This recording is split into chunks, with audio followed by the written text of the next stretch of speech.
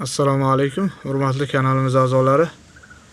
Qashqadaryo viloyati Kitob tumani Tagob elida mana Tagob to'yxonasi inshaalloh ertaga 2026-yil 28-may kuni ochilish marosimi bo'ladi inshaalloh.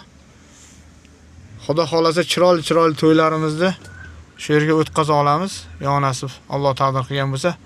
Mana bu yonida magazinlari bor. Tepasi 2-etajda to'yxonamiz. Inshaalloh ertaga ochilish marosimi bo'ladi. Barchalaringizni kutib qolamiz. Inshaalloh Tagob elida to'ylarimizni chiroyli qilib mana shu to'yxonaga o'tkazishni Alloh nasib ro'za aylasin.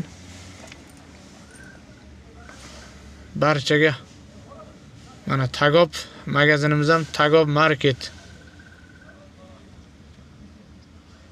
Barchaga shunaqa to'yxonalar qurishni Alloh nasib ro'za aylasin.